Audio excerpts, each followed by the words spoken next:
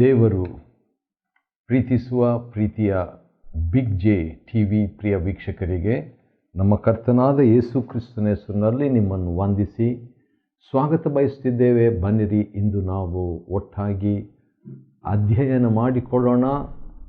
ನಮ್ಮ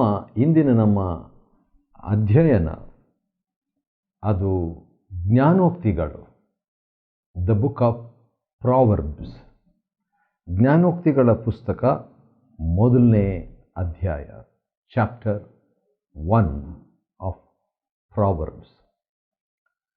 ಈ ಮಾತಿನಲ್ಲೇ ನಮಗೆ ಅರ್ಥವಾಗ್ತಾ ಇದೆ ಜ್ಞಾನದ ಯೋಕ್ತಿಗಳು, ಜ್ಞಾನದ ಯುಕ್ತಿಗಳು, ಜ್ಞಾನದ ನುಡಿಗಳು ಎಂಬುದಾಗಿ ಈ ಪುಸ್ತಕದ ಅರ್ಥ.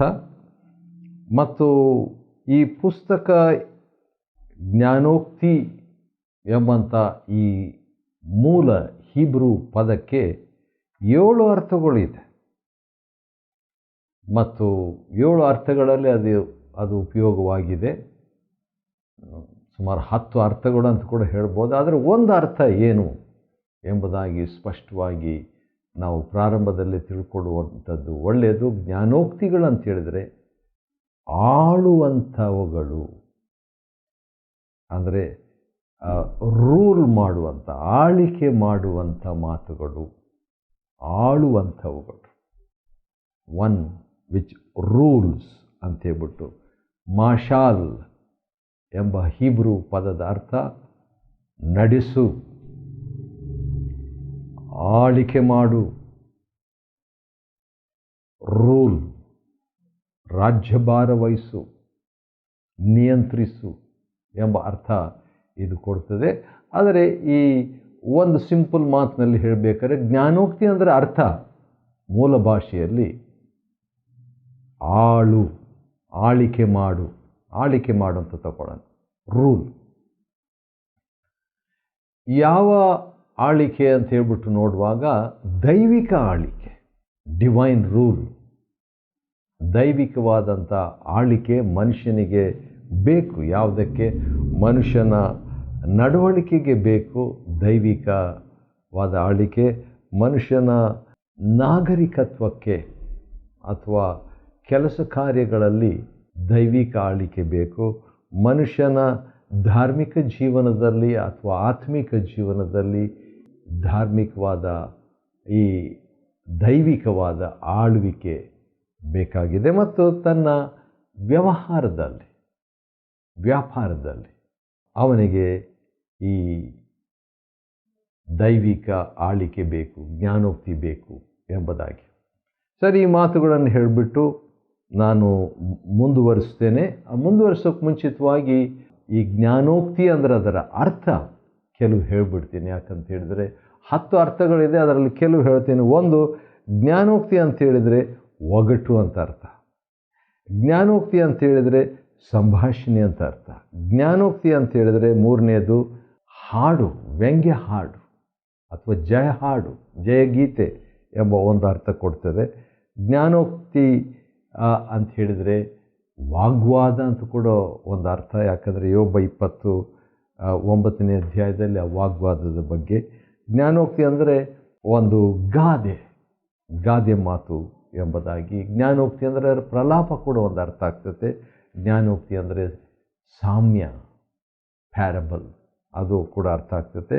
ಜ್ಞಾನೋಕ್ತಿ ಅಂತ ಹೇಳಿದರೆ ಅದು ಒಂದು ಛಾಯೆ, ರೂಪ, ಚಿತ್ರ ಎಂಬ ಅರ್ಥ ಕೊಡುವಂಥದ್ದು. ಈ ಜ್ಞಾನೋಕ್ತಿ ಎಂಬ ಪದದ 10 ಅರ್ಥಗಳು.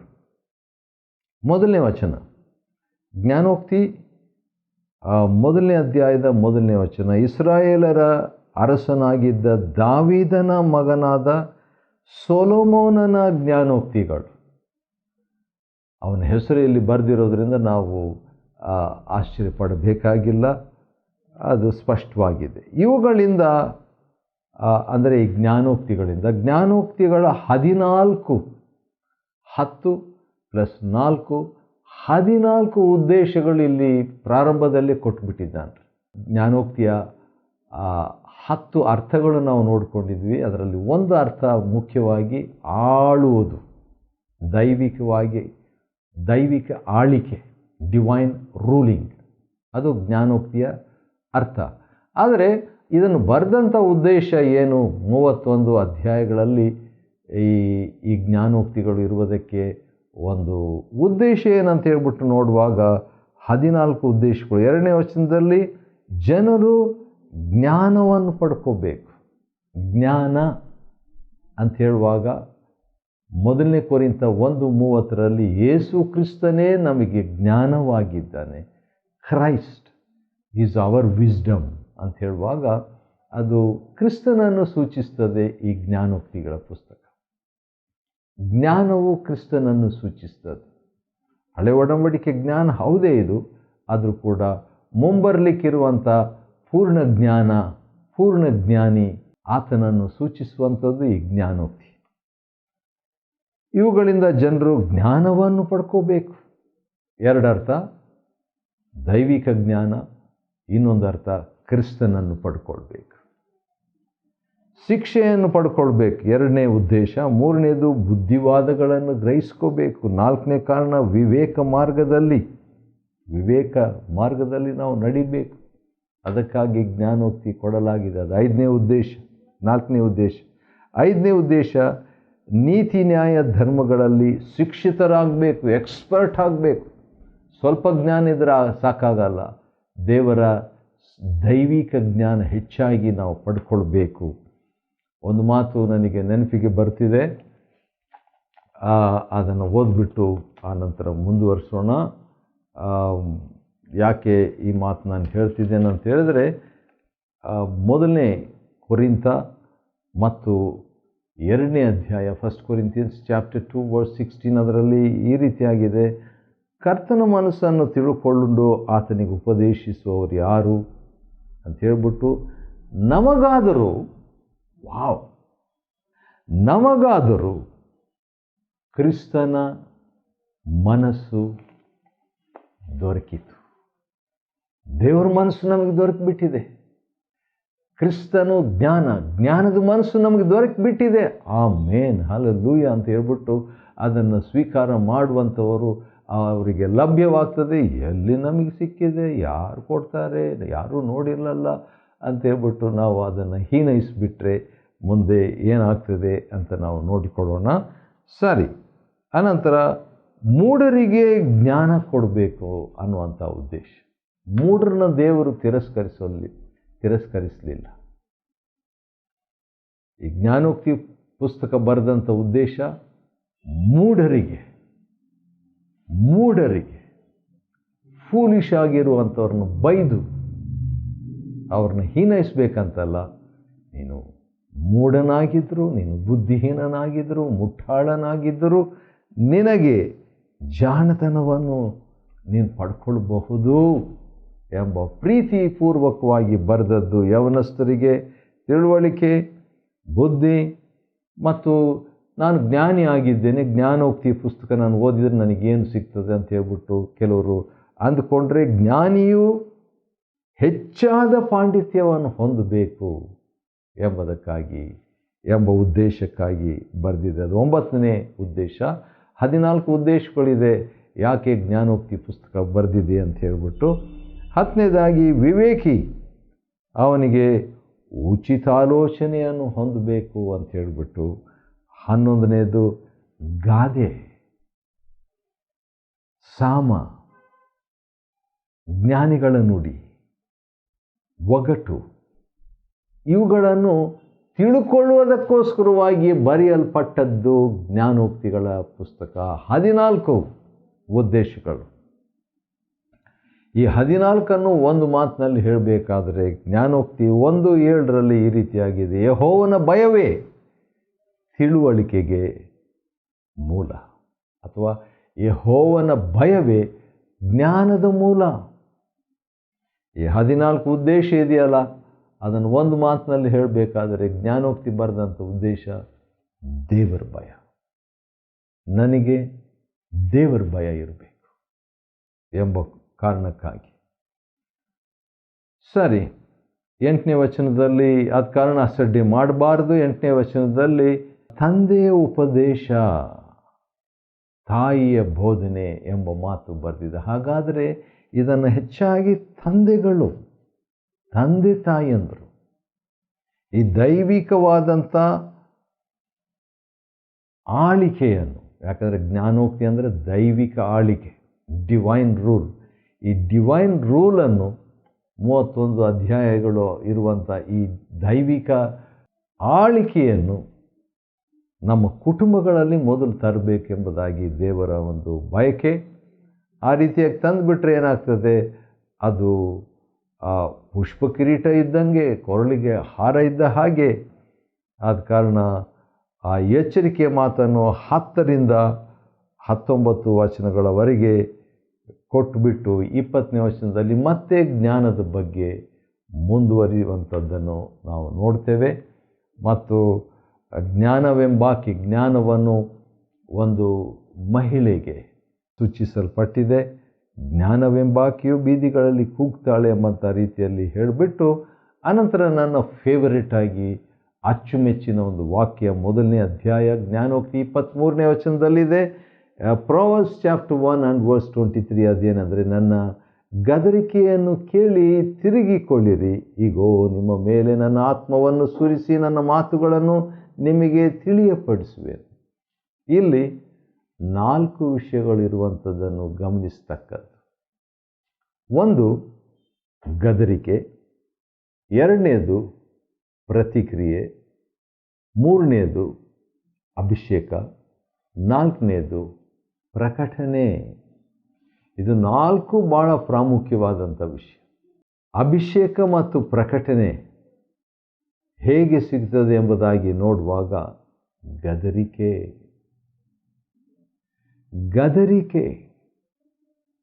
ದೇವರ ಗದರಿಕೆ, ದೇವರ ವಾಕ್ಯ ಓದುವಾಗ ಗದರಿಕೆ, ವೇದಿಕೆಯಲ್ಲಿ ಪ್ರಸಂಗಿ ಮಾತನಾಡುವಾಗ ಗದರಿಕೆ, ಅಥವಾ ಕುಟುಂಬದಲ್ಲಿ ವೈಯಕ್ತಿಕವಾದ ರೀತಿಯಲ್ಲಿ ಜವಾಬ್ದಾರಿಕೆ ಹೊಂದಿದಂಥ ತಂದೆಯ ಗದರಿಕೆ, ತಾಯಿಯ ಗದರಿಕೆ, ಯಜಮಾನರ ಗದರಿಕೆ.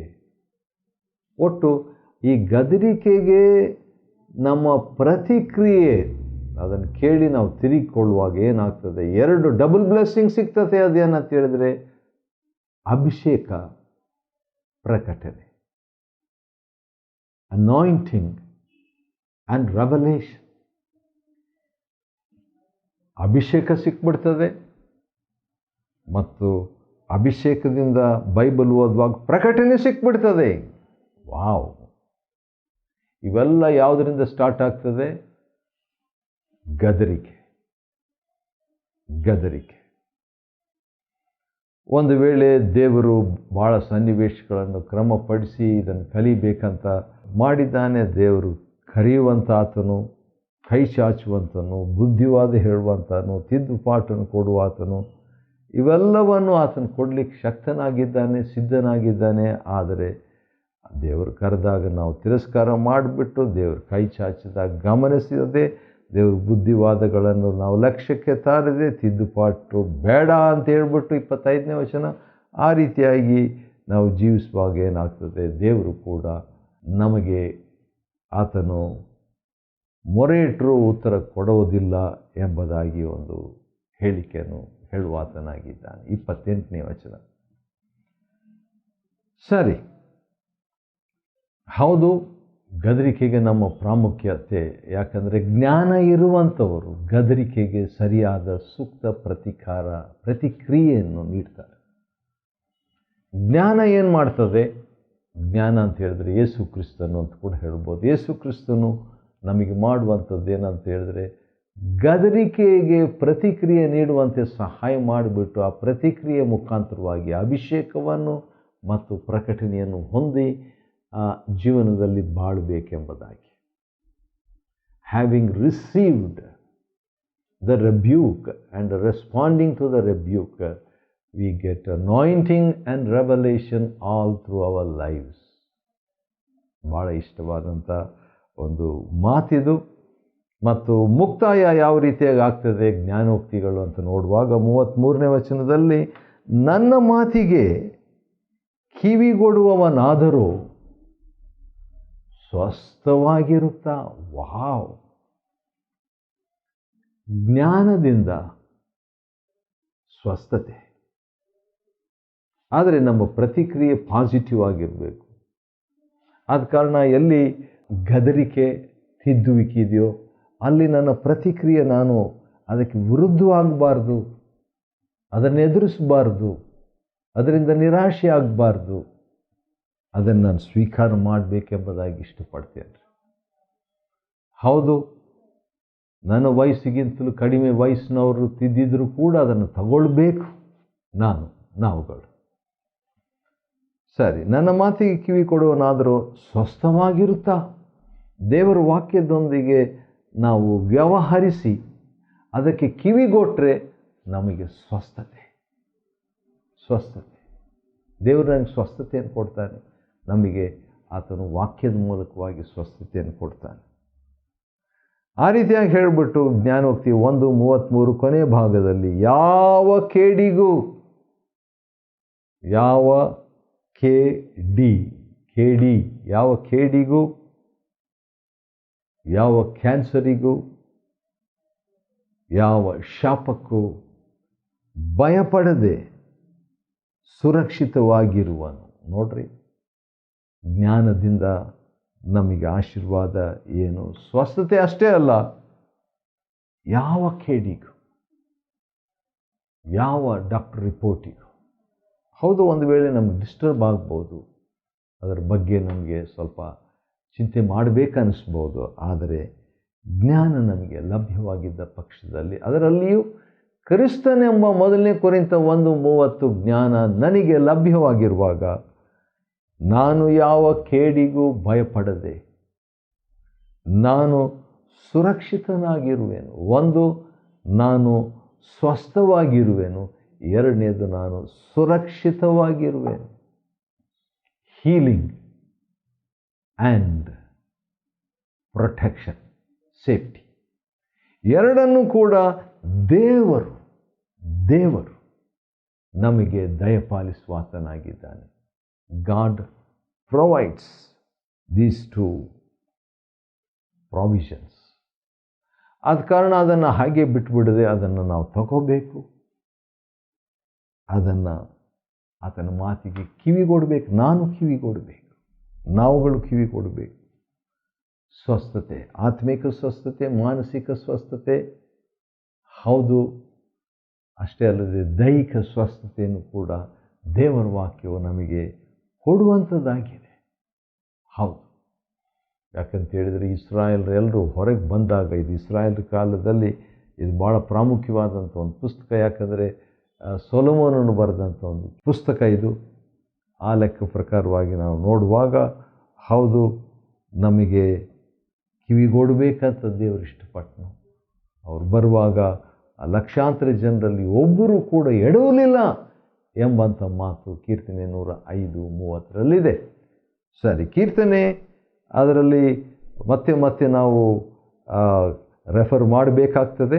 ಸರಿ, ಜ್ಞಾನೋಕ್ತಿಗಳ ಗ್ರಂಥ 1ನೇ ಅಧ್ಯಾಯವನ್ನು ಅಧ್ಯಯನ ಮಾಡಿಕೊಳ್ಳುವಂತೆ ದೇವರು ಕೊಟ್ಟ ಕೃಪೆಗಾಗಿ ಆತನ ಸ್ತೋತ್ರವಾಗಲಿ. ದೇವರು ನಿಮ್ಮನ್ನು ಆಶೀರ್ವದಿಸಲಿ.